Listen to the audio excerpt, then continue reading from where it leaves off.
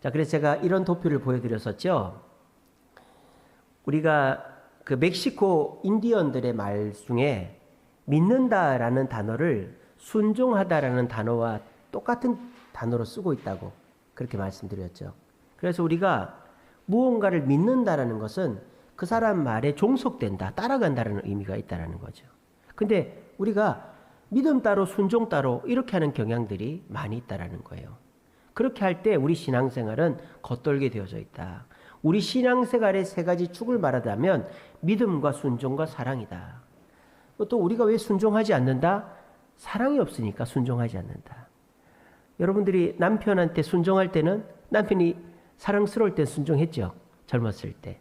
한창 뜨거울 때. 근데 지금 그냥 가족과 같이 돼버린 상태에서는 목석같이 보고 저 왼수 화상 이렇게 하지 않습니다. 사랑이 없으니까 그런 거 아닙니까? 그러니까 우리 신앙생활의 세 가지 축은 믿음과 순종과 사랑이다. 요거 말씀드렸고요. 우리가 순종하는 것을 성경에서는 뭐라고 표현하고 있다? 목자와 양의 관계로 표현하고 있다 그랬죠. 양은 목자의 음성을 듣고 목자를 알고 그를 따른다 그랬어요. 그러니까 우리가 하나님의 말씀을 들을 때 그것이 하나님의 말씀인 줄 알고 듣고 따라야 된다 그랬죠. 그래서 좀 더 구체적으로 양들은 어떻게 한다 그랬습니까? 문지기가 문을 열어주면 그 문지기 음성을 듣고 일로 나와라 그럼 나온단 말이에요. 그리고 양치기가 가는 대로 따라갑니다. 근데 또 신기한 거는요. 양은 다른 사람의 음성은 기가 막히게 알아듣습니다. 절대 안 따라갑니다. 그러니까 우리가 그렇게 돼야 된다는 거죠. 우리가 하나님의 음성에는 고개를 안 쳐들어도 듣고 따라가야 되지만 사탄의 음성, 사람들의 음성에는 절대 따라가면 안 된다. 그래서 우리가 양과 목자의 관계처럼 양은 목자의 음성을 알아듣고 또 목자의 음성대로 눈이 잘 보이지 않고 다리가 짧아서 자꾸 넘어져도 따라가고 다른 사람의 음성은 절대 듣지 않는 그런 삶을 살 때 저와 여러분들은 이 땅에서 순종하는 삶을 살 수 있다는 거예요. 여러분 영국에 가면요. 그 길마다 이렇게 울타리를 쳐놨어요. 돌로. 영국은 돌이 굉장히 많거든요. 바람이 많이 세요. 그러니까 집도 대부분 돌집입니다. 돌로 이렇게 울타리를 쳐놨는데 거기 울타리에 사람이 지나가야 될 거 아니에요. 그러면은 어떻게 해놨는 줄 알아요? 사람이 지나가는 데가 이렇게 길이 넓은 게 아니라 이렇게 좁게 해놨어요. 그리고 울타리에 꼭 문이 있습니다. 그리고 그 문을 열고 들어간 사람은 반드시 그 문을 닫아줘야 돼요. 왠지 아세요? 양들이 엉뚱한 데로 가거든요. 양들이. 그러니까 이 양들은 눈이 시력이 약하고 하기 때문에 풀을 쫓아서 고개를 숙이고 가다 보면은 엉뚱한 데로 가버린다는 거예요.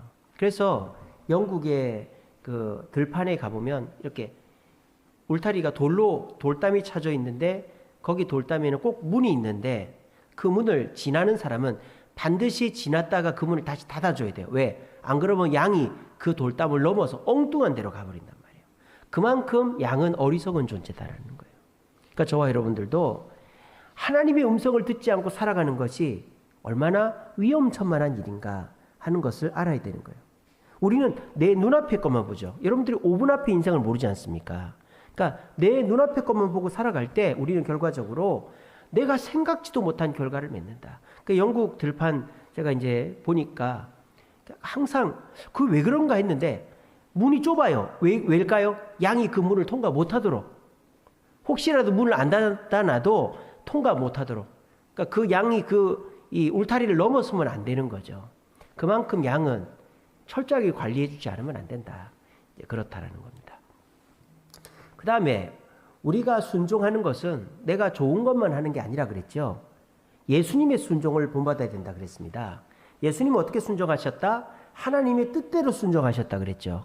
그 십자가 달리기 전날 밤 겟세마네 동산에서 이 잔을 옮겨달라고 했다가 아버지 뜻대로 해달라 그랬잖아요. 그리고 예수님은 순종을 나를 기쁘게 하는 게 아니라 하나님의 기쁨을 위해 했다라는 것입니다. 그러므로 우리의 순종도 처음에는 내가 좋아하는 거, 내 뜻과 맞으면 순종하죠. 근데 점점 신앙생활 하면 할수록 내 뜻과 다르고 내가 원하지 않는 것도 주님이 순종하라고 할 때 그것을 순종하는 것이 진짜 예수님을 닮은 순종이다. 그렇게 말씀드렸죠. 그리고 우리에게 순종이 왜 중요한가? 순종하고 안 하고는 평소에는 표가 안 난다 그랬어요. 여기 앉아있는 성도들이 어떤 사람이 주님 말씀에 잘 순종하는지 아닌지 표가 안 나요. 근데 어떨 때 표가 난다? 고난이 닥쳤을 때 표가 난다. 고난이 닥쳤을 때 순종하는 사람은 어떻게 될까요? 그 고난을 쉽게 넘어가요. 근데 순종하지 않는 사람은 그 고난에 반드시 넘어지게 돼 있단 말이에요. 양들이 들판에 풀어져 있는데 목동이 휘파람을 불거나 오라고 하면은 따라가는 그 양들은 좋은 풀 먹고 집으로 안전히 들어가는데 평소에 목동의 말을 안 듣는 사람은 양은 호기심이 있어가지고 여기저기 가다 보면 결국 길을 잃어버리고 늑대의 밥이 될 수도 있다라는 것입니다. 그러므로 우리가 평소에 순종 안 하는 거 뭐 괜찮다 이거예요.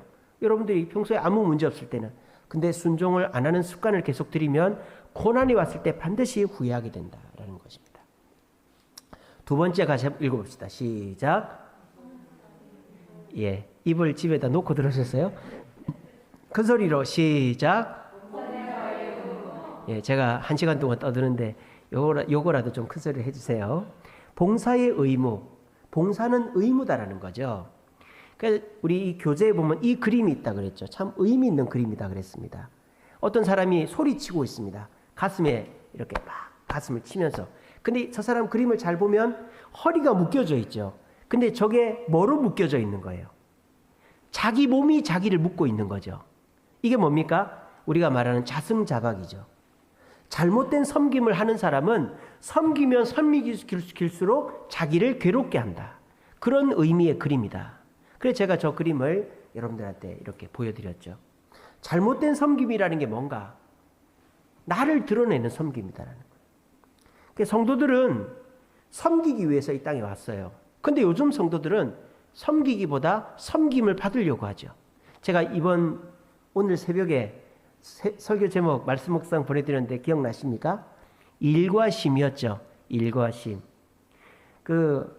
베데스다 병자를 고치신 예수님께서 따지는 유대인들에게 뭐라 그랬습니까? 하나님이 일하시니 나도 일한다 그랬죠. 왜? 베데스다 연못에서 38년 된 병자를 고친 날이 무슨 날이었다? 주일, 안식일이었다 그랬죠. 안식일날 일하면 됩니까? 그러니까 예수님 뭐라 그랬다고요? 하나님이 일하시니 나도 일한다. 이렇게 얘기했다면. 아이고, 목사님 하나님이 안식일에 일하십니까? 쉬셔야죠. 안식일에 일하십니다. 하나님이. 평일에는 이 세상을 섭리하고 다스리기 위해 일하시고 안식일에는 우리의 예배를 받으시기 위해 이 자리에 임재하시고 성령으로 운행하시며 우리가 예배 잘 드릴 수 있게끔 은혜 받을 수 있게끔 역사하시는 일을 하신다는 거예요. 자, 그래서 쉼이 있으려면 어떻게 된다? 누군가는 섬겨야 된다는 거죠. 누군가가 섬기지 않으면 쉼도 없다라는 거예요. 그런데 하나님은 우리가 쉬게 하기 위해서 섬기시는 분이다라는 거예요. 그러므로 우리 인생 속에서 내가 섬기는 삶, 특별히 남이 쉬도록 섬기는 사람은 누구를 닮은 사람이다? 예수님을, 하나님을 닮은 사람이다. 제가 그렇게 새벽에 말씀 전해드렸죠. 그러므로 우리는 섬기는 자가 되기 위해서 이 땅에 왔다라는 거예요. 예수님도 나는 섬기는 자가 되기 위해서 이 땅에 왔다 그랬잖아요. 그래서 우리가 이렇게 제자 훈련을 하는 이유는 섬김을 받으려고 하는 삶에서 섬기는 삶으로 변화되게 하기 위해서 제자 훈련을 한다. 그런 말씀 드렸습니다. 자, 그런데 성경에 보면은 제자들이 다투죠. 누가 크냐? 그것도 언제입니까? 예수님 십자가 달리기 전날 밤에 막 다투었잖아요. 그때 예수님께서 허리에 수건을 동이고 제자들의 발을 씻기시면서 너희는 섬김을 받는 자가 아니고 섬기는 자가 되어야 된다. 세상에서는 높은 자, 은인이 되고 싶어 하지만 교회 사람들은 섬기는 자, 봉사자가 되어야 된다. 예수님도 이 땅에 섬기러 오셨다. 그래서 우리들도 섬김을 받으려고 높은 자리에 가려고 하는 게 아니라 섬기는 자가 되어야 된다. 그랬습니다. 그리고 우리가 섬길 때 어떻게 된다? 한 가지 이 모습을 하면 안 된다 그랬죠. 마르다의 모습을 하면 안 된다 그랬죠. 마르다의 섬김은 어떤 섬김이다? 원망과 시비가 있는 섬김이다 그랬죠. 마르다는 예수님과 제자들을 섬기려고 막 음식 준비를 하고 있는데 마리아가 예수님 발치에 앉아서 말씀만 듣고 있었단 말입니다. 그때 마르다가 예수님, 마리아 야단 좀 치세요. 막 그렇게 했다. 이게 뭐예요? 원망과 시비가 있는 봉사죠. 차라리 그렇게 할 거면 안 하는 게 낫다 이 말이에요. 그죠? 그래서 우리가 봉사하면서 내 입에서 자꾸 불평이 나고 쟤는 왜 안 하는지 모르겠다. 아, 이게 똑바로 해. 이런 말 하면은 정말 그건 안 하는 이만 봉사다라는 겁니다. 그리고 또 이런 분들이 계십니다. 아유, 저는 봉사를 하려고 해도 능력이 없어서, 재능이 없어서. 우리의 봉사의 자질, 재능들은 내가 뭐 잘하는 것, 대단한 것만이 아니라 내가 태어나면서 가지고 난 성품 그대로 내가 좋은 성품이 돼야 되는 게 아니고, 다혈질이면 열정적으로, 우울질이면 뭐 상담하고 공감하는 걸로, 이렇게 내 성격 그대로, 또 내 재능 그대로, 후천적인 내 배움 것까지 가지고 봉사하면 된다 그랬죠. 그래서 우리가 주님이 주신 힘으로 원망과 시비 없이 봉사하고, 힘이 부족하면 내가 가지고 있는 내 현재에 있는 모든 것을 동원해서 하면 봉사를 못할 사람은 아무도 없다. 그런 말씀 드렸습니다. 봉사하는 자에게 어떤 축복이 있는가? 내가 낮아진 곳에서 봉사하면 나는 낮아지려고 하지만 주님이 나를 높여주신다. 그리고 우리가 주님 앞에 상이 있다. 어떻게, 어느 정도로? 누르고 흔들어 넘치도록 내가 생각했던 것보다 더 큰 상이 있다. 그리고 천국 갔을 때 주님이 생명의 면류관을 우리에게 주신다. 그러므로 우리가 남의 쉼을 위해서 일하는 자, 주님을 닮은 자이고 주님께 상급을 받을 것이고 생명의 면류관을 받게 될 것이다 라는 것을 기억하시기 바랍니다. 자, 그 다음에 3강 제목 읽어봅시다. 시작. 전도의 생활, 그리스도를 증거하는 생활이었죠. 자, 그래서 제가 이 앞에 있는 그림은 한나가 기도하는 장면이죠. 근데 이제 우리가 전도의 키 포인트를 어디다 잡고 있느냐? 하는 거에다 잡고 있단 말이에요. 이슬비 전도, 뭐 진돗개 전도, 고구마 전도, 무슨 전도, 뭐 전도 폭발, 뭐 CCC 전도, 무슨 전도. 그러니까 전도를 하는 것에 집중을 했던 시기가 있죠. 근데 하는 전도에 집중을 하면 방법에 매이게 됩니다. 그리고 어떤 도구, 상황 이런 거에 매인단 말이에요. 그래서 우리 교회가 뭐 진돗개 전도를 하기 위해서 이런 환경과 이런 물건들을 갖춰야 된다. 뭐 그렇게 생각을 합니다. 그렇게 하다 보면 그런 틀을 갖추는데 부담을 느끼게 되고요. 만약에 그렇게 투자를 했는데 안 됐을 때 굉장히 불안하고 누군가는 추궁을 당하고 책망도 듣게 돼 있다는 거죠. 그래서 요즘같이 이렇게 어려운 시기에, 전도가 안 되는 시기에 만약에 전도가 잘 되는데 더 잘하기 위해서, 예전 7, 80년대처럼 교회가 부흥하던 시기는 사람들이 막 몰려오니까 어떻게 전도하면 전도가 잘 될까 하는 전도를 배워야 되겠죠. 근데 지금은 시대가 바뀌었다라는 거예요. 전도해도 전도가 안 되잖아요. 그러면 전도를 포기해야 됩니까? 전도의 패러다임, 키포인트를 바꿔야 된다. 어떻게? 되는 전도를 해야 된다. 이 되는 전도의 핵심은 방법이 아니라 마음이다. 전도자의 마음이고 또 이 죽어가는 불신자들의 마음을 헤아려야 된다. 그리고 어떤 자세로 하는가가 중요하다. 이렇게 됐을 때 내가 어떤 마음으로 어떤 자세로 전도하는가 할 때 전도는 자연스럽게 된다. 소통하면서 되고, 그래서 전도에 대한 부담을 덜 느끼게 된다. 그래서 이렇게 생각합니다. 아니 목사님, 그렇게 해서 전도가 되겠어요? 그렇게 내가 마음으로 기도만 하고 적극적이지 않는데 전도가 되겠어요? 오히려 이게 더 잘 될 수 있다 그랬죠. 이 되는 전도의 핵심이 뭡니까? 평소에 우리가 나중에 들어보면 압니다. 전도에 대한 준비를 해놓는 거죠. 내 가족, 친지, 이웃들 불쌍히 여기는 마음, 또 근심하고 고통스러운 마음을 가지고 그를 위해 평소에 기도하는 거죠.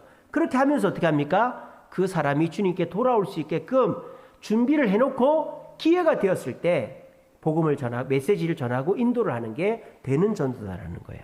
그렇게 하면 어떻게 됩니까?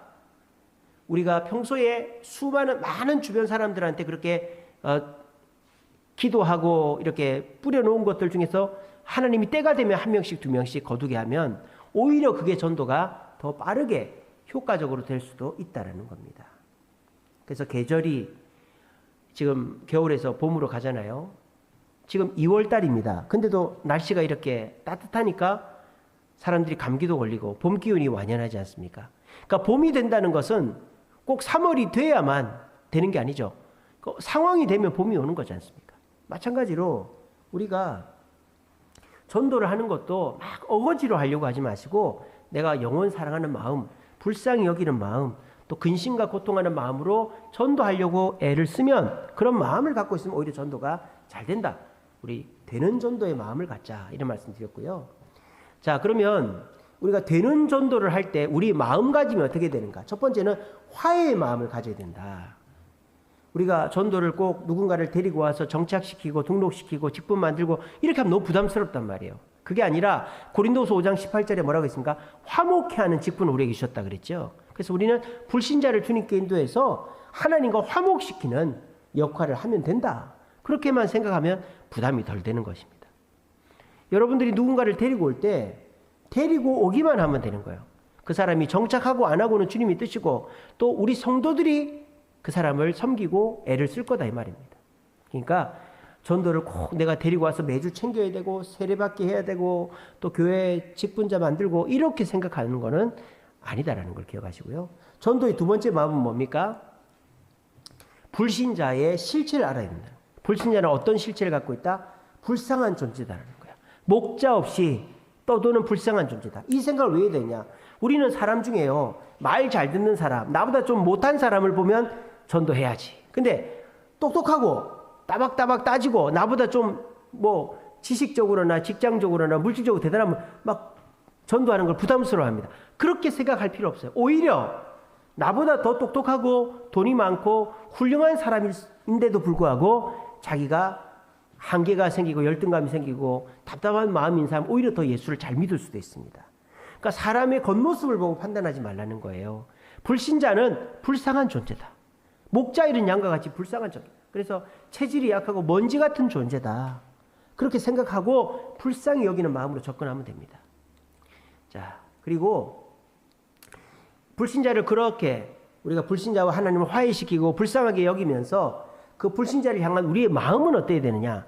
근심하고 고통입니다. 바울이요, 이 유대인들이 주님께 돌아오지 않는 것 때문에 내가 저주를 받을지언정 그들이 돌아왔으면 좋겠다. 이렇게 기도했단 말입니다. 여러분들에게 필요한 마음이 이 마음이죠. 너무 여유가 있어요. 남편이 돌아오지 않습니다. 자식들이 돌아오지 않습니다. 부모 형제가 돌아오지 않습니다. 이럴 때 우리가 어떤 마음을 가져야 됩니까? 끓는 마음을, 아이고 내 자식, 내 부모, 내 그 형제 돌아와야 되는데 그런 마음을 가져야 되는데 때가 되면 돌아오겠지. 그렇게 생각하면 안 된다라는 거예요.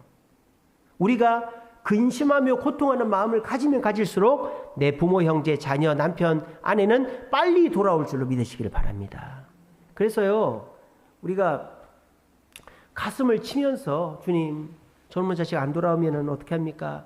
이 모세가 이스라엘 백성들을 위해서 기도할 때 내 이름을 생명책에서 치워달라고 하는 마음가짐처럼 그렇게 근심과 고통으로 우리가 마음을 가져야 빨리 돌아온다는 걸 기억하십시오. 그리고 전도의 준비, 우리가 이렇게 마음을, 하나님과 마음 준비가 세 가지죠. 하나님과 불신자를 화목해 하는 직분이 우리에게 있고, 그 다음에 불신자들을 불쌍히 여기고, 또 내 마음이 근심과 고통으로 전도할 마음을 가지고 난 다음에 우리 자세, 준비가 어떻게 해야 되느냐. 일상생활이 성실해야 된다 그랬죠. 밉보이는 삶을 살면 안 됩니다. 가정에서, 직장에서, 교회에서. 아이, 쟤는 저러면서 교회 가자 그러네. 이런 말 들으면 안 돼요. 그리고 항상 간증거리를 준비하고 있어야 돼요. 나 말이야, 교회 다니면서 나 처음에 예수 안 믿어졌는데 이렇게 해서 예수가 믿어졌어. 그걸 항상 준비해 놓고 있어야 돼요. 그리고 여러분들이 주변에서 손가락질 당하지 않는 사람이 돼야 돼요. 선한 양심을 가져야 되고 또 예수님을 닮아서 서로 사랑하는 모습을 평소에 보이고 있을 때 기회가 생기는 겁니다. 우리가 주변에 뭐 여러분 남편이나 또 이웃이나 친구들이 있습니다. 근데 기세등등하고 또 잘나고 뭐 부족한 거 없는 사람이 있어요. 근데 그게 뭐 5년, 10년, 20년 갑니까? 아닙니다. 건강은 나약해질 때가 있고요. 일도 하다가 그만둘 때가 있고 사람이 반드시 고비가 온단 말이에요. 우리 젊은이들도 뭐 대학 갈 때, 직장 취직할 때, 결혼할 때 이때 고비가 오잖아요. 그럴 때 사람이 누굴 찾습니까? 믿을 만한 사람을 찾단 말이에요. 근데 여러분들이 그 옆에서 항상 성실한 일상, 또 선한 양심, 사랑의 모습을 보여주면 그때 여러분을 찾았을 때 말이야, 나는 이렇게 해서 이 고비를 넘어갔어. 하나님의 은혜로 넘어갔어. 그렇게 할 때 그 사람은 주님께로 나오게 돼 있다는 거예요. 여러분 자녀들도 기세등등하고 엄마나 예수 잘 믿어라. 광신도 같이 왜 그러냐고 이런 얘기 할 때 그런 얘기 하든지 그래 넌 떠들어 난 듣는다. 그래도 교회가 된다. 이렇게 하다가 그렇게 했을 때 이게 자녀들이 잘 안 되면 그래 너 지금 힘들지. 엄마도 그럴 때 있었는데 예수 믿고 힘냈다. 너 주님께 돌아와라. 이렇게 하는 거예요. 여러분 사람은요 길게 봐야 됩니다. 이단이냐 아니냐 이 사람이 옳으냐 그러냐는 길게 보면 압니다. 그런 사람은요 반짝 잘 될지 몰라도 뒤로 가면 갈수록 뭐가 흐지부지 됩니다. 알겠죠? 근데 옳은 사람은요 꾸준한 거예요. 꾸준한 거예요. 여러분들이 그렇잖아요. 젊어서 예수 믿고 서울 와서 일하시면서 돈 벌고 결혼하고 아이 낳고 지금까지 인생이 예수 믿고 난 다음에 뭐 고비가 있었지만 꾸준해서 지금 예전보다 나아진 삶을 그게 예수 믿는 사람의 삶이거든요. 근데 예수 안 믿는 사람은 반짝 잘 되다가 떨어지고 잘 돼 떨어지고 노름하는 사람들이 뭐라고요? 본전치기 하면 잘한다 그랬잖아요. 그러니까 사람은 반드시 고비가 있습니다. 근데 여러분들이 꾸준한 삶을 보여줄 때 상대가 여러분들한테 물어오게 돼 있단 말이에요. 그럴 때 이렇게 여러분들이 개인 간증으로 인도하면 된다라는 것입니다. 자, 네 번째 강의 읽어봅시다. 시작. 자, 그래서 우리가 동물과 인간의 차이점이 뭐라 그랬어요? 동물은 말을 못하고 소리만 낸다 그랬죠. 야옹, 음매, 멍멍 그건 소리지 말이 아니라 그랬죠. 그러니까 인간은 동물과 가장 다른 점은 말을 할 수 있다는 거고 그 말을 글로 옮겼기 때문에 만물의 영장이 될 수 있었던 거예요. 자, 그런데 거꾸로 이 말 때문에 인간은 문제가 생긴다 이 말이죠. 그래서 세계 각지의 말에 대한 격언들을 살펴보니까 이렇게 돼 있더라는 거죠. 중국에는 언중유골, 설망어검, 교원영색, 유언비어 이런 단어들이 있죠. 저 네 단어 중에 말에 좋은 점을 얘기한 게 있습니까? 없습니까? 하나도 없습니다. 언중유골, 말에는 뼈가 있다. 설망어검, 그러니까 말을 망령되게 하면 그 말에 어검, 검이 숨겨져 있다. 교원영색, 아주 교묘한 말과 아주 뭐 달콤한 말, 이런 뜻이죠. 유언비어, 흐르는 말, 잘못된 언어, 이런 뜻이죠. 그래서 이 중국말에서도 이 뭡니까? 말을 굉장히 조심하라 그렇게 되어 있습니다. 성경에도 그렇게 되어 있죠. 민수기 14장 28절에 보면은 이렇게 되어 있습니다. 너희가 말한 대로, 들린 대로 행하겠다 이렇게 되어 있습니다. 그러니까 주님은 너희들이 말하는 대로 이놈아 나가 죽어라. 그러면 자식이 나가 죽게 만들겠다. 극단적으로 얘기하면 그렇다는 거예요. 근데 한국 사람만 말을 굉장히 좋게 얘기해요. 말 한마디 천냥빚 갚는다. 이런 말도 있고 저기 뒤에 있는 격언 말이 고우면 피지 사러 갔다가 두부 사온다. 이게 무슨 말입니까? 두부 장사가 말을 잘한다 이 말이에요. 그래서 어떤 사람이 피지 좀 주세요 이랬는데 아이고 세대 피지가 두부가 너무 싸게 나서 너무 맛있어. 이거 사보지 그래. 말을 잘하면 피지 사러 왔다 두부를 사간다 이 말이에요. 근데 한국은 뭐든지 어려움이 많다 보니까 긍정적으로 얘기하는 습관이 있지만 이 말은 굉장히 부정적이고 참 조심해야 된다. 왜? 말은 길들일 수가 없다. 성경에 뭐라고 되어 있다?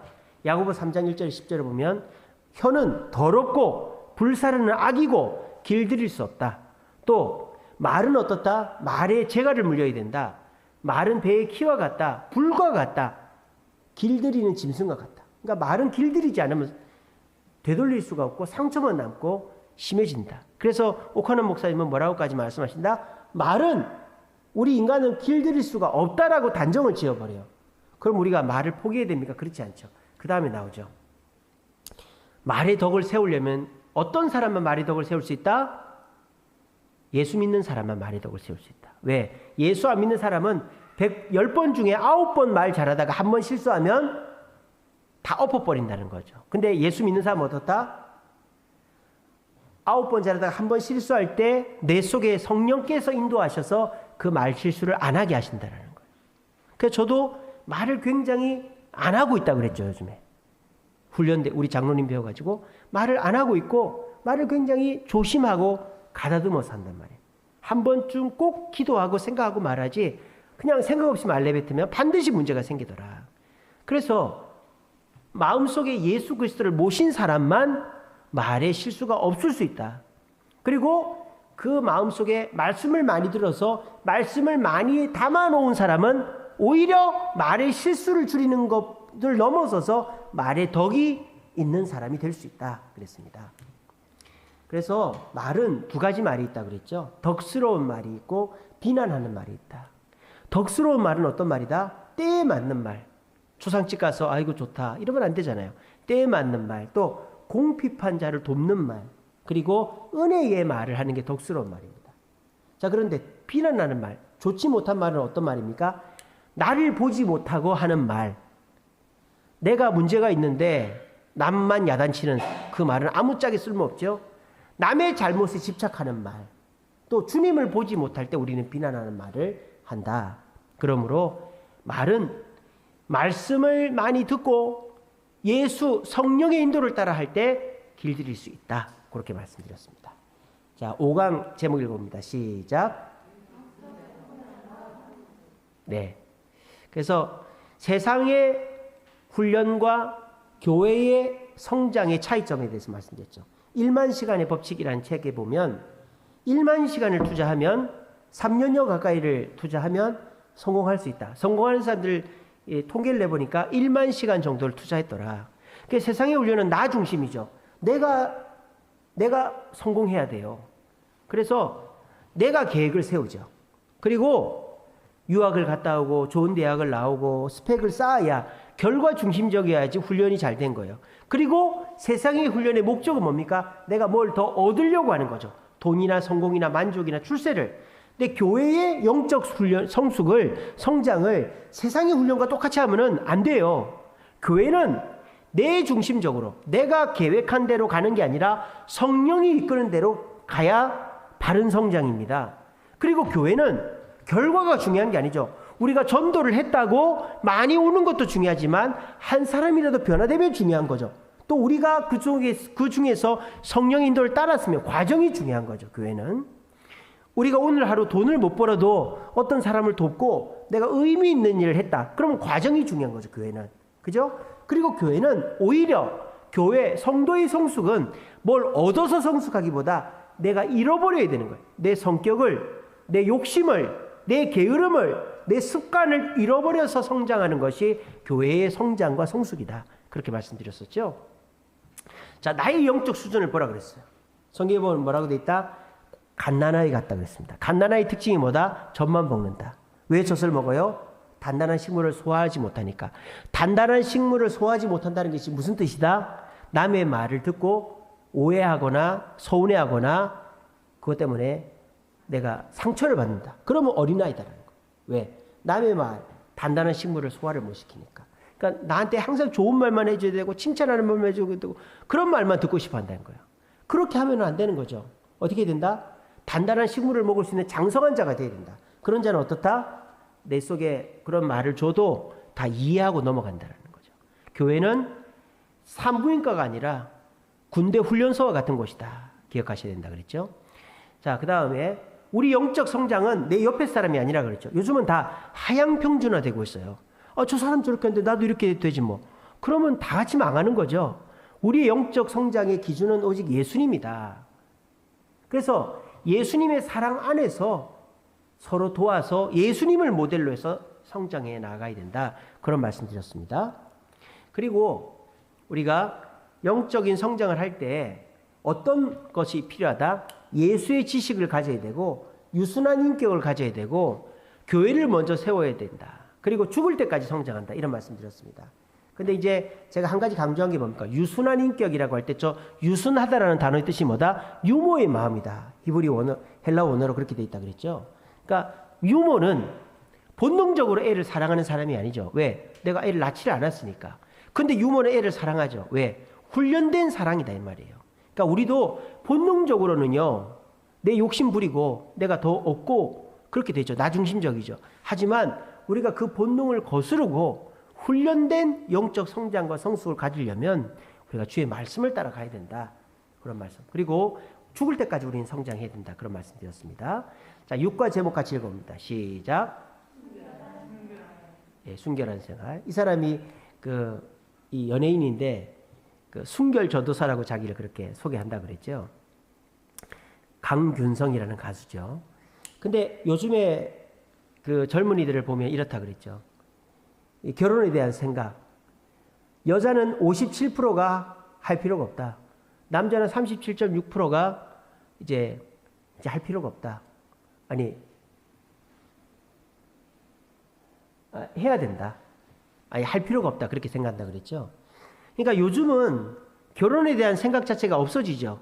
또한 뭐가 어떻게 돼요? 결혼 연령대가 자꾸 늦어지죠.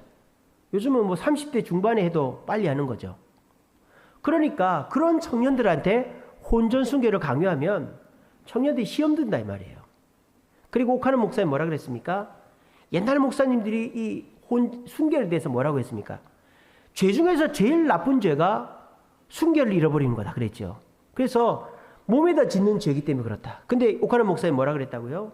십계명에서 이 순결 가늠죄가 가장 큰 죄냐 그랬다 그랬죠.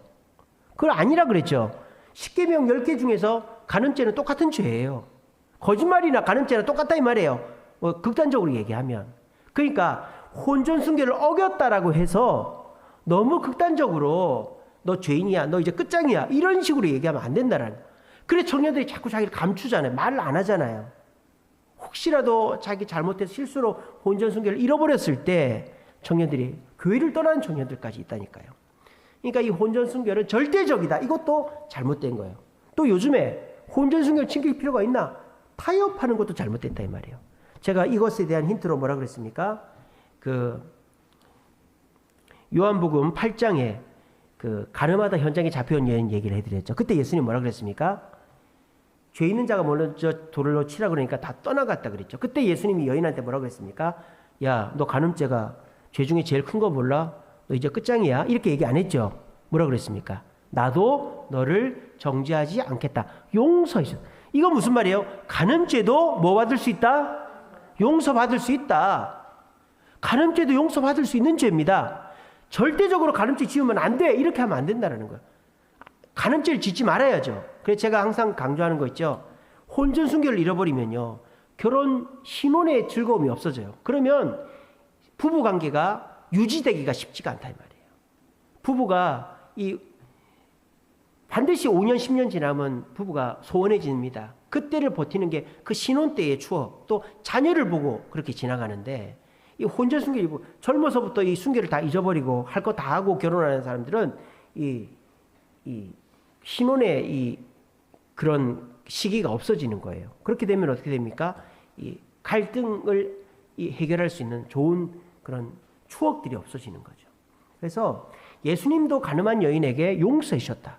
절대적으로 어기면 안 되는 거 아니다. 그리고 예수님 뭐라고 하셨다? 다시는 이 죄를 짓지 마라 그랬죠. 뭡니까? 타협도 아니라는 거예요. 뭐 가늠죄 어쩔 수 없이 지어도 돼. 이게 아니라 지금부터 안 지으려고 노력해라. 이 말씀입니다. 그래서 제가 순결에 대해서 얘기하면서 이렇게 말씀드렸습니다. 자, 우리가 거룩이라는 거 순결을 왜 지켜야 되는가? 거룩하려고 지키는 거죠. 근데 사탄 마귀는 우리에게 뭐라고 하는지 아세요? 너 거룩하지? 너 거룩한 존재야. 그러면서 처음에는 뭐라고 합니까? 한 번만 해봐. 한 번만 이거 어겨도 돼. 아무도 몰라. 근데 딱 어기는 순간 마귀는 어떻게 합니까? 너 이거 어겼네? 너 거룩을 잃어버렸네? 너 순결을 잃어버렸네? 너 이제 교회 가지 마. 너 그러면서 너 거룩하다며 하나님 자녀라며 근데 너 죄 지었잖아. 교회 가지 마. 이게 마귀의 음성이라는 거예요. 우리가 자녀들한테 우리 청년들한테 그렇게 얘기하면 안 돼요. 처음에야 물론 순결을 지켜야 되고 음행을 하면 안 된다고 얘기를 해야죠. 근데 혹여라도 그렇게 잘못하고 온 애한테 야단을 친다든지 그러면 안 되고 요한복음 8장 얘기를 해주면서 지금부터라도 주님 앞에 바르게 살아야 된다. 이렇게 얘기해 줘야 된다는 거예요. 중요한 건 뭡니까? 하나님은 거룩하신 분이죠. 우리는 거룩한 완벽한 존재가 아닙니다. 우리가 하나님의 자녀이지만 거룩을 향해 나가는 존재들이죠. 그러니까 내가 그 거룩함 속에서 어제 10개의 죄를 지었다면 오늘 9개만 죄를 지어도 우린 거룩을 향해 나아가고 있는 거예요. 그렇게 살면 되는 거예요. 근데 사탄 마귀는 타락한 세상 속에서 타락한 사람들 속에 어울려서 거룩 자체를 포기하게 만드는데 그렇게 따라가지 말라는 겁니다. 우리가 순결해야 된다, 해야 된다 이렇게만 하면 답답해요. 순결하면 뭐가 좋은데? 순결하면 어떤 게 좋은데? 이걸 알아야 되겠죠. 순결할 때 우리 마음이 정결해집니다. 마음이 정결해진 자는 예수님이 보이고 성령의 인도를 받게 됩니다. 그리고 우리 마음속에 구원의 기쁨이 샘솟는다. 이 구원의 기쁨은 천국 가는 구원의 기쁨이 아니라 이 땅에서 우리가 어려움을 당했을 때 건진받는 기쁨들이 느껴진다는 거예요. 그래서 우리가 순결해야 되는데 순결의 핵심은 뭡니까? 상대를 성적인 대상으로 보지 말라고 했어요. 여러분, 여자가 중동이나 인도에서 이렇게 막 성추행, 성폭행을 당한 이유가 뭐예요? 야한 옷을 입고 다녀서 그렇습니까? 아니죠. 남자들이 그런 여자를 성적인 대상으로 보기 때문이죠. 우리나라 여자들이 거반 벗고 다녀도 그렇게 안 보면 아무 일도 일어나지 않는 거예요. 그러니까 남자들이 여자들을 옷 갖고 야단칠 게 아니라 성적인 대상으로 보지 않는, 그것이 예수님 말씀, 음행을 마음에 음욕을 품지 말라는 게 그 뜻입니다. 그죠? 그리고 성적인 욕은 이길 수 있는 게 아니죠. 내가 이길 수 있어. 이길 수 있는 게 아니에요. 이길 수 없다는 걸 전제하고 성적인 유혹을 받는 사람들 주변에 있으면 당연히 거기에 끌리죠. 남자가 이렇게 열정인 성욕이 있는데 어떻게 이겨? 이런 사람들 속에 있으면 그게 당연한 거예요. 요즘 애인 없는 사람이 누가 있어? 그러면 그렇게 되는 거예요. 근데 우리 믿는 사람들은 전혀 그렇지 않잖아요. 성적인 유혹 이런 거 전혀 그냥 아무렇지 않게 넘어가잖아요. 믿는 사람들은. 저도 그렇고. 그러니까 이렇게 성적인 유혹에 걸려 넘어지지 않는 사람들 속에 살면 그거 넘어갈 수 있는 거고 이길 수 있는 거구나. 이게 당연해진다라는 거죠. 그래서 우리는 이 혼탁한 세상 속에서 내가 한두 번 죄를 지었다고 완전히 정죄당하고 나락이 떨어지는 게 아니라 10개 죄 짓다가 9개, 8개, 7개 줄어가면은 거룩을 향해 나가는 것이다. 그렇게 생각하시면 우리는 점점 더 거룩하고 순결한 삶을 살 수 있다. 그랬습니다. 자, 7강 제목 읽어봅니다. 시작. 자, 조금 힘이 빠지셨네요. 다시 큰 소리로 시작.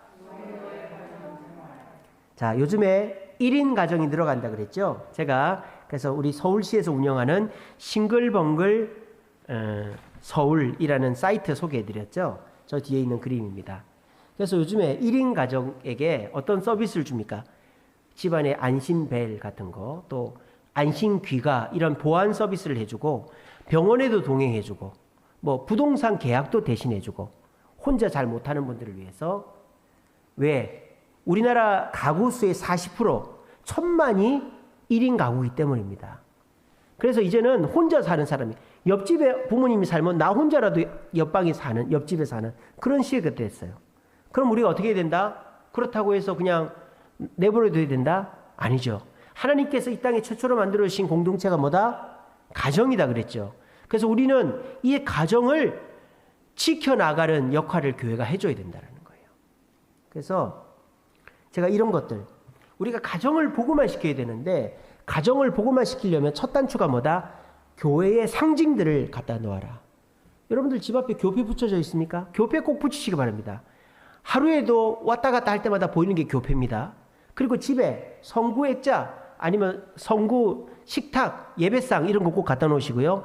교회 달력, 또 교회 어떤 브로셔, 주보 같은 거 이렇게 냉장고에 자석으로 붙여 놓으신다든지 성경책 이런 식으로 자녀들이나 우리 가족 식구들이 우리 집은 교회 다니지, 우리 집은 주세임 교회 다니지 이런 거를 무의식 중에 볼 수 있게끔 이런 상징들을 하는 것이 가정복음화의 첫 출발이다. 제가 그런 말씀 드렸습니다. 자, 우리가 가정복음화 할 때 아내는 남편을 순종해야 된다. 이때 하나님이 왜라는 말을 갖다 붙였죠. 아내들은 남편을 순종 안 합니다. 왜? 하는 게 개떡 같은데 왜 순종하냐 이렇게 생각하거든요. 그래서 하나님이 어떻게 합니까? 그 개떡 같은 남편이라도 순종해야 된다. 왜? 내가 순종하라고 했으니까. 내 명령 어길 거야? 이렇게 얘기하시는 거예요. 근데 남편들한테는 아내를 사랑하라. 왜라고 말 안 하죠. 왜? 남편들은 아내를 다 사랑한다고 착각하고 있기 때문입니다. 자기식으로. 그래서 하나님은 뭐라고 명령하신다? 어떻게 사랑하라고 명령하시죠? 네 몸 사랑하듯이. 예수님이 교회를 사랑해 십자가 달리셨듯이 아내를 사랑해. 이렇게 명령하셨다. 이렇게 기억하시라는 거예요. 자, 그 다음에 부모 자식 지간은 어떻습니까? 자녀는 부모에게 순종해야 된다. 왜? 이유를 뭐라고 얘기합니까? 하나님의 명령이니까 이렇게 안 해놨죠. 네가 이 땅에서 복받고 장수하려면 순종해. 우리 자녀들은요 부모 말 안 들으려고 합니다. 근데 왜 듣습니까? 지가 경제 활동을 할 수가 없으니까 집에 살아야 되니까 그래서 집에 있는 동안에는 자녀를 잘 가르쳐야 되는 거죠. 지가 돈 벌면은 부모 말 순종 안 합니다. 그죠? 그러니까 자녀가 부모에게 순종하는 거는 뭐 부모가 좋아서 이러기보다 부모에게 순종해서 복 받으려면 순종하라 그렇게 말씀하신 거예요. 부모는 자녀를 양육해야 된다. 양육할 때 첫 번째 노엽게 하면 안 된다. 내가 감정이 올라와 있고 화가 났을 때는 하면 안 돼요. 내가 교양과 훈계로 양육을 해야 된다. 그래서 자녀를 바르게. 그리고 그리스도인의 가정의 핵심은 뭐다? 쉐마 이스라엘이다. 들으라 이스라엘아 이거라고 했죠. 가장 핵심은 뭐 부모입니다. 부모가 말씀을 잘 듣고 새기고 마음에 새기고 따라 지키는 것을 부모가 자식에게 보여줘야 돼요. 그리고 부모는 자식에게 말씀을 부지런히 가르쳐야 된다 그랬죠. 가르치다라는 단어가 히브리어로 샤난이라고 그랬습니다. 샤난은 임프레스. 아이들이 그걸 인상적으로 받아들이게 하라고 그랬죠.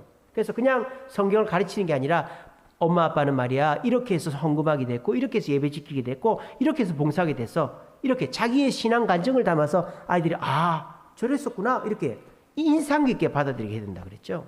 그리고 자녀가 말씀을 체험할 수 있게끔 부모는 수련회도 보내고 또 아이들을 말씀을 체험할 수 있는 그런 여건들을 마련해 줘야 된다. 이게 성도의 가정생활이다 그랬습니다.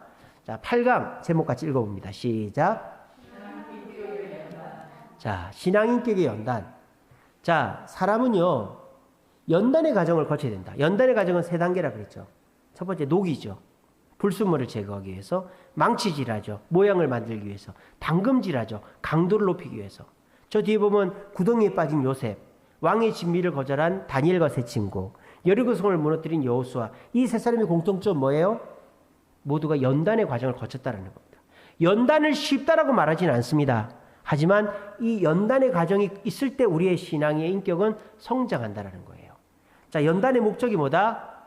그 신명기 8장에 보면 광야에서 만나를 먹이신 이유가 뭐다라고 설명하시죠. 만나를 먹이신 이유가 뭐다? 너희들이 내 말에 순종하는지 안 하는지를 보려고 하는 거다.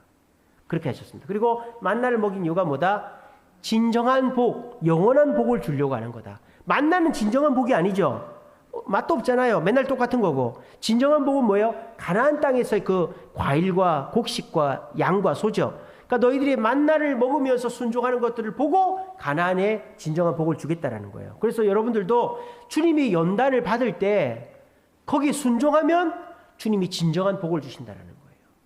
그리고 연단은요 징계와 다르다 그랬죠. 징계는 내가 잘못해서 받는 거죠. 회개하면 끝나요. 연단은 어떻습니까? 주님의 목적이 달성이 돼야 되는 거죠. 주님의 목적이 뭡니까? 내가 주님이 원하는 사람이 되어야 되는 거예요. 그러니까 만약에 여러분들이 고집 피우고 그래도 내 마음대로 할래요. 그럼 연단은 끝나요? 안 끝나요? 안 끝나요. 여러분들이 예 주님 순종하겠습니다. 그러면 연단은 징계보다 빨리 끝날 수 있단 말이에요. 이런 말씀 드렸고요. 그 다음에 연단의 자세는 2가지라고 그랬죠. 욥의 자세와 예레미야의 자세다. 욥은 주신 자도 여호와시여 취하신 자도 청지기 자세. 내 것이 아니다. 주님의 것이다. 예레미야는 어떻습니까? 하나님의 자비와 성실하심이 아침마다 새롭다. 평소에 주님의 은혜를 받은 사람은 고난이 왔을 때 그 연단을 주님의 평소에 받은 은혜를 기억하며 잘 넘어갈 수 있다는 거예요. 그 연단 받는 자는 내 것을 잃어버려도 건강을 잃어버려도 주신 분이 주님이시니까 가져가는 것도 당연해. 이렇게 생각하면 연단을 좀 쉽게 넘어갈 수 있고 또 평소에 주님의 음성과 주님과 동행하는 사람은 고난이 왔을 때도 어제까지 이렇게 하셨는데 주님 오늘 날 버리시겠나 이렇게 생각하면 연단을 넘어간다는 거예요. 그리고 연단을 이겨낼 때 어떻게 된다? 우리가 주님의 말씀을 은혜를 경험하게 된다. 말씀을 더 가까이 하게 된다. 또 내가 연단을 이겨낼 때 고난까지 다 합쳐서 선이 되게 된다. 그런 기대감이 생긴다. 그리고 환난 중에 주님의 위로를 받고 주님이 욥에게 주셨던 것처럼 물질과 자녀의 2배의 복을 주신다. 그래서 여러분 연단을 받을 때 오히려 기뻐하라 그렇게 말씀하고 있죠. 왜? 내가 신앙이 성장하고 하늘의 복이 크기 때문이다. 그렇게 기억하시라 그랬습니다. 자, 9강 같이 읽어봅니다. 시작. 자, 우리가 돈도 내 거고 시간도 내 거고 내 몸뚱아리도 내 거지 내 자식도 내 거지 내 집도 내 거고 차도 내 거지 내 통장의 잔고도 내 거지. 근데 갑자기 교회 오니까 너도 하나님 거고 네 자식도 하나님 거고 네 집도 하나님 거고 네 통장의 잔고도 하나님 거고 네 차도 하나님 거야. 그럴 때 화가 나죠. 이 내 건데 왜 하나님 거라 그러지? 그리고 아니 이거를 왜 달라고 그러지? 막 부담스럽고 반발감이 느끼고 우울감이 느껴진단 말이에요. 그 사람은 뭘 못 보는 거다? 불가견적인 세상을 못 보는 거다. 이 세상은 가견 뭡니까? 가을가짜 볼견자. 보이는 것만이 전부가 아니단 말이에요. 저 다니엘의 세 친구 불구덩이 속에 들어가고 있습니다. 보이는 것만 전부면 어떻게 됩니까? 저렇게 하면 안 되죠. 살아야죠. 절을 해야죠. 근데 저 다니엘의 세 친구는 뭘 보고 있다? 불가견적인 세상. 하나님을 보고 있단 말이에요. 그러니까 불구덩이 속에 들어가니까 누가 나타났다? 예수님이 나타났다. 그래서 살아났다는 거예요. 그러니까 우리들도 내게 있는 모든 것이 주님의 것이다라고 인정하려고 하면 아깝단 말이에요. 못한단 말이에요. 그거는 뭐 때문이다? 불가견적인 세상을 못 보기 때문이다. 불가견적인 세상을 보면 당연히 드릴 수 있죠. 왜? 우리는 눈에 보이지 않는 세상을 알 수도 없고 어떻게 할 수도 없기 때문에. 그래서 불가견적인 세상이 있다는 걸 인정하면 우리는 그리스도의 주제권을 드리게 된다는 겁니다. 자, 그래서 우리가 내 삶의 주제권을 주님께 드리는 전제가 뭐다? 나는 부족하다. 뭐가 부족하다? 불가견적인 세상은 전혀 모른다. 하나님은 창조주시다. 불가견적인 세상을 운행하신다. 그러고 하나님은 나에게 선한 분이다. 나에게 좋은 걸 주신다. 그러므로 불가견적인 세상, 가견적인 세상 다 하나님께 믿고 맡겨도 된다. 이게 우리가 주제권을 넘기는 전제다라는 겁니다. 그리고 주제권은 처음에는 어떻게 된다? 내가 살라고 넘기는 거죠. 하나님, 내가 교회 나올 테니까 내 몸 좀 고쳐주세요. 교회 나올 테니까 사업 좀 잘 되게 해주세요. 교회 나올 테니까 자식들 잘, 이게 다 뭡니까? 몸이 낫고 사업이 잘 되고 자녀 잘 된 거 사는 거죠. 그렇게 하니까 주님이 살려준단 말이에요. 그럼 어떻습니까? 내가 손해가 되는 것도, 하나님이 나한테 양보하라는 것, 나한테 무릎 꿇으라는 것도 하나씩 하나씩 해보게 되죠. 그랬더니 내가 기쁘고 오히려 이 땅에서도 잘 되고 영원히 만족스럽게 된단 말이에요. 그럼 결과적으로 어떻게 됩니까? 주님이 죽으라 그래도 죽는 단계까지 간다 이 말입니다. 이게 뭡니까? 우리 주제권의 결과는 뭡니까? 100% 순종할 때까지 목숨을 내놓으라는 단계까지 갈 수 있어야 된다는 거예요. 그리고 이 주제권을 내놓지 못한 교회가 라우디게아 교회라고 그랬죠. 라우디게아 교회가 왜 주제권을 못 내놓았다? 돈이 많았다 그랬죠. 라우디게아 교회가. 그래서 라우디게아 교회는 어땠다고 그랬습니까? 미지근했다 그랬죠. 미지근한 교회. 그래서 주님이 어떻게 한다 그랬다? 토해낸다 그랬죠. 토해낸다. 왜? 너희들은 지금 눈이 멀었고 누더기를 입고 있는 영적인 상태로 너희를 보라 그랬어요.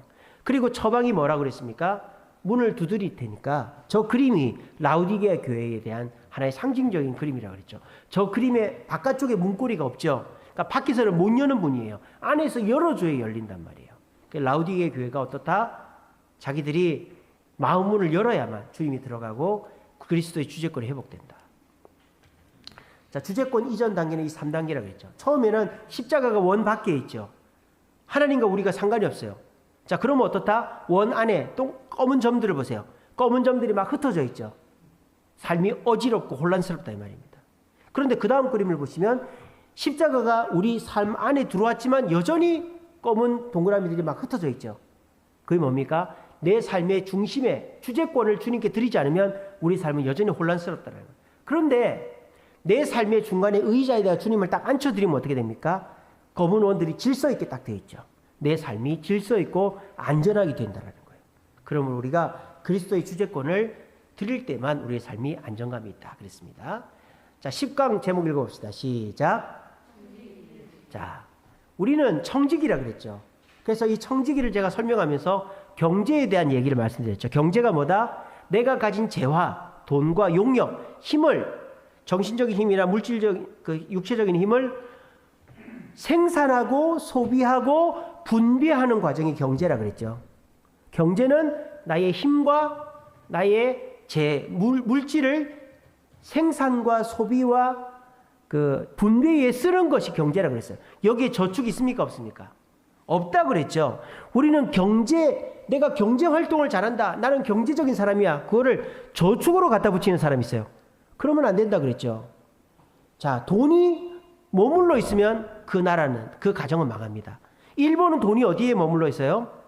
은행에 머물러 있으니까 경제가 30년 추락했죠. 중국은 돈이 어디에 머물러 있어요? 관료들한테, 공산당에 머물러 있죠. 그러니까 나라가 망하고 있죠. 우리나라도 지금 돈이 기업에 머물러 있단 말이에요. 왜? 코로나 때 투자를 안 해가지고. 그렇게 되면 어떻게 됩니까? 나라 경제가 망한다 말이에요. 돈은 돌아야 되는 거예요. 그래서 경제가 왜 청지기직과 관련되어 있냐? 경제의 영어가 뭐예요? 이코노미죠. 이코노미가 성경에서 왔다 그랬죠. 오이코노미아, 오이코노미아. 오이코스가 뭐예요? 집이죠. 노무스가 뭐예요? 다스리다라는 뜻 아닙니까? 집을 다스리는 자가 뭐예요? 청직이죠. 그러니까 경제라는 단어가 오이코노미아, 오이코노미아에서 왔단 말이에요. 이코노미가. 그래서 바로 경제는 청지기로서의 삶을 살아야만 경제활동을 잘하는 거다. 주인과 청지기 차이가 뭐다? 주인은 소유에 초점을 두죠. 그러니까 내가 소유한 걸 유지하고 책임을 져야 돼요. 근데 청지기는 어떻다? 내가 가지고 있는 게 아니라 주인이 맡긴 거를 활용하고 생산적으로 활용해서 그 가진 것으로 돈을 버는 게 아니라 그 활용을 잘해서 주인이 돈을 주는 것이 청지기가 돈을 버는 거라 그랬죠. 그래서 우리는 시간의 청지기가 돼야 된다. 왜? 여러분들이 시간의 주인이면 세월이 있을 필요가 없죠. 세월이 정해져 있는 이유가 뭡니까? 내가 시간을 마음대로 못 한다는 거예요. 이 세상에 돈은 많고 적음이 있어도 시간은 다 정확하죠. 공평합니다. 세월이 정해져 있기 때문에 난 시간의 주인이 아니에요. 그러면 우리가 이 시간을 잘 쓰는 방법이 뭡니까? 시간의 주인 되신 분의 뜻을 이해하고 그분의 뜻대로 쓰면은 시간을 바르게 쓰는 거겠죠. 그게 뭐다? 하나님이다. 그래서 우리가 남을 섬기고 교회 일을 하고 하는 때 시간이 아깝죠. 근데 그렇게 할 때 시간의 주인 되신 하나님이 내가 가정일이나 직장일에서 시간을 아낄 수 있게 해주신다는 거예요. 물질도 마찬가지입니다. 그 창세기 1장 1절 태초에 하나님이 천지를 창조하시니라. 브레싯 바라 엘로힘. 이게 믿어지지 않으면 그 사람은 물질이 내 거라고 아까워한단 말이에요. 모든 건 주님이 것이고 내 것은 주님이 주신 것이다. 그리고 내 것을 내가 불리려고 가지려고 하는 게 아니라 내 것은 자꾸 주님을 위해서 드리고 왔다가 나가고 왔다가 나가게 하면은 주님이 다른 것으로 주님이 보상해 주신다. 우리가 가게에서 일을 하는데 손님이 낸 그 돈을 내가 인마이 포켓하면 그 사람 잡혀가죠. 근데 손님이 낸 돈은 무조건 돈통에 집어넣으면 주인이 월급을 주는 거예요. 물질에 대한 것도 이런 생각을 가지는 게 바른 정직이다. 내가 만약에 물질을 이렇게 자꾸 가지려고 하고 물질을 소유하고 물질의 주인이 되려고 하면 어떻게 된다? 결국 내가 물질의 주인이 되는 게 아니라 돈이 내 주인이 된다. 그렇게 되면 어떻게 된다? 시험이 생기고요. 내가 자꾸 올무에 걸리고요. 내가 욕심이 생긴단 말이에요. 그러면 어떻게 됩니까? 믿음에서 떠나고 주님이 버리고 근심에 빠진다는 거예요. 절대 내가 물질의 주인이지. 내가 물질을 마음대로 해야 돼. 이렇게 생각하면 안 된다는 거예요. 그래서 정직이는 어떻게 된다? 물질에 소망을 두지 말고 하나님께 소망을 두고 남한테 나눠주고 물질이 나를 통해서 자꾸 돌아가게 하면 현명한 사람이다. 그랬습니다. 자, 11강 읽어봅시다. 시작. 영적인 전투. 자, 제가 지난 시간에 그 캐나다와 영국에 대한 얘기를 해드렸죠. 저 그림은요, 글자 뭐다? 동성애 죄입니다. 이런 거 써놨다고 잡혀가요. 캐나다에서는 길거리에서 동성애 죄다라고 하니까 잡혀가요. 2주 동안 감옥에 있었어요, 저분이. 그리고 캐나다의 어떤 목사님이 주일날 건물 안에서 예배 드리면 안 된다 그래서 야외에서 예배를 드렸는데 잡혀가서 20만 달러 벌금을 물었어요. 영국도 어떤 거리 전도자가 거리 전도를 하다가 집단 구타당했어요. 근데 벌금을 물었어요. 누가? 구타한 사람이 벌금 문 게 아니라 구타당한 사람이 벌금을 물었습니다. 뉴스에 났습니다. 왜? 길거리에서 불법으로 예수를 전했다고. 남한테 종교를 강요했다고. 있을 수 없는, 아니 매를 맞았는데 그 사람이 벌금을 낸 거예요. 여러분, 제가 미국 유학할 때 그런 말씀 드렸죠. 어떤 애가 집 앞마당에서 놀다가 옆집 차가 후진하다가 그 애를 못 보고 깔아뭉개 죽였는데 누가 감옥에 갔다? 그 애 부모가 감옥에 갔다고. 왜? 애를 잘 안 봤다고. 이게 서양의 관념이에요. 그게 그대로 종교에 들어온 거예요. 그리고 영국의 어떤 목사님이 교도소 돌아다니면서 설교하는데 동성애 하면은 안 됩니다 했다고 그 이제 설교를 못하게 됐다 그랬잖아요. 이게 뭐예요? 우리가 그냥 하나님이 해결하시겠지 기도만 하면 되지 이러면 안 된다는 거예요. 우리는 싸워야 된다는 거예요. 싸워야 된다. 자, 그래서 우린 영적 전투를 피할 수 없다. 그러니까 이거는 그냥 중간지대가 있는 게 아니에요. 마귀의 자녀든 하나님의 자녀든 소속 싸움이고 같이 존재할 수 없고 결국은 한쪽에 이기게 되는 거예요. 마귀가 우리를 가만히 내버려 두는 것 같지만 결국은 우리를 이기려고 지금 준비하고 있는 겁니다. 마귀를 공격하는 방법. 우리가 마귀는요. 불신자들이 우리를 공격하는 것보다 더 심각한 게 뭔지 우리 안에서 공격하는 거예요. 가정에서, 교회에서. 그래서 광명한 천사로 우리 속에 침투합니다. 그래서 뭐 여러분들이 마귀라는 게 아니라 저에게 침투해서 저희 아내에게 제가 마귀짓하게 만드는 거예요.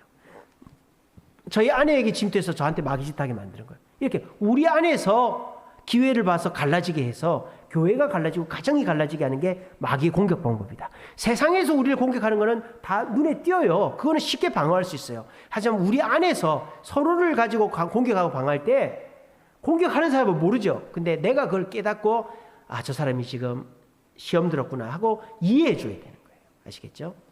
그리고 우리가 성도가 마귀를 어떻게 공격한다? 전신갑주라 그랬죠. 그래서 평소 수비하는 것과 공격하는 게 다르다 그랬죠. 수비는 진리의 허리띠, 의의 흉배, 복음의 평안의 신이라 그랬죠.